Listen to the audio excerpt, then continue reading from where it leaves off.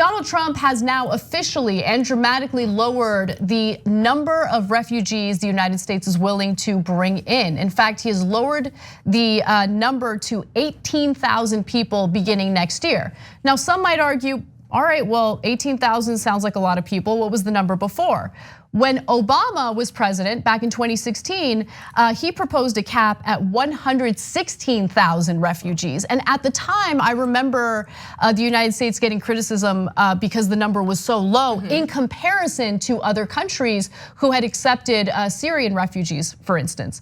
So now Secretary of State Mike Pompeo said that the core of the Trump administration's foreign policy is a commitment to make decisions based on reality, not wishes, and to drive optimal outcomes based on concrete facts. None of that is true. The idea of the Trump administration making decisions on concrete facts is hilarious.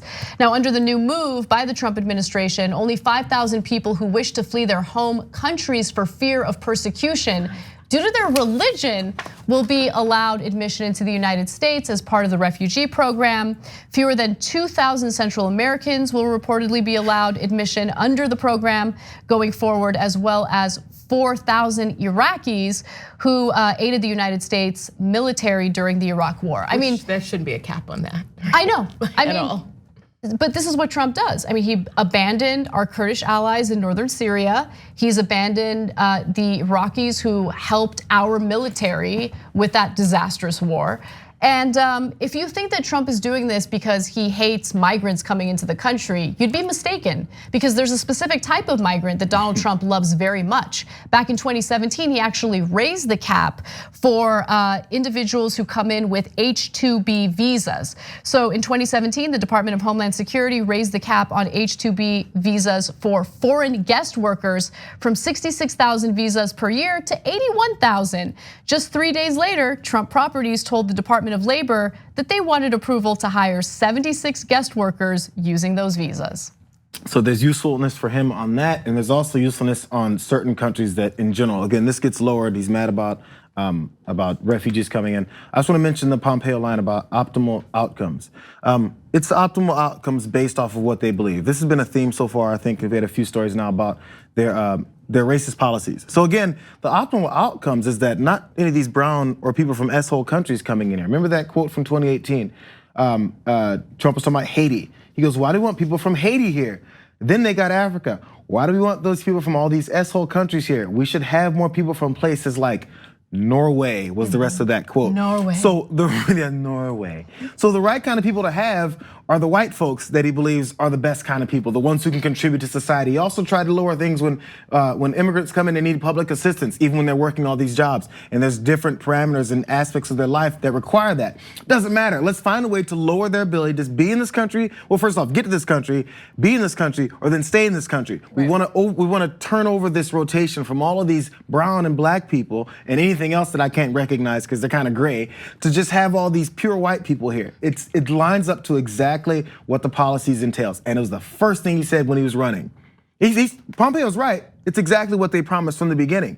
Hey, all those people from those countries that I don't like, that's my #1 priority. Get them out of here. Don't let them come, demean, and make sure everyone hates them. If they die, who cares?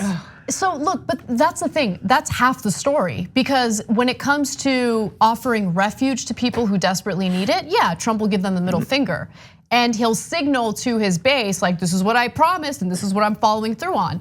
But remember, his message was an American first message. I'm gonna bring jobs back. But then what does he do? He turns around, he lifts the cap or raises the cap on foreign workers. What happened to getting Americans jobs, right? Also, if America first, why would you be threatening to pull aid from the most populated state? Yep, California. These things, they don't add up. This is because in his eyes, California, that's not America. In his eyes, if you have the audacity to vote against him, speak out against him, be one of his political opponents, he doesn't see you as human, he doesn't see you as an American, he doesn't care about you. He's a bratty little vengeful child. That's who Donald Trump is. And it's terrifying on one hand. And then when you think about how old he is, like he's in his 70s and he acts like a petulant child every single day. Doesn't matter which way it goes. There was another push they had for and every kind of person that comes in that does things the wrong way. It's just there's. Yeah, yes, I think okay, there's a big story actually. I don't know if this is what you're alluding to. A federal judge just struck down the Trump administration's rule that if immigrants come in, they have to have their own health insurance. A judge is like, yeah, bro, you can't do that. No, right. I'm gonna strike this down. He keeps losing battle after battle because it's unconstitutional. It's all based on what he planned from the beginning. Like I was saying, it's exactly what is working out, and to ignore and deny it, it's just you're going along and empowering him. So whenever anyone does oppose him, then there's threats coming to them over it. Yeah. We've seen it over and over again. Thanks for watching the Young Turks. Really appreciate it. Another way to show support is through YouTube memberships. You'll get to interact with us more. There's live chat emojis, badges. You've got emojis of me, Anna, John, Jayar. So those are super fun. But you also get playback of our exclusive member-only shows and specials right after they air. So all of that, all you gotta do is click that join button right underneath the video. Thank you.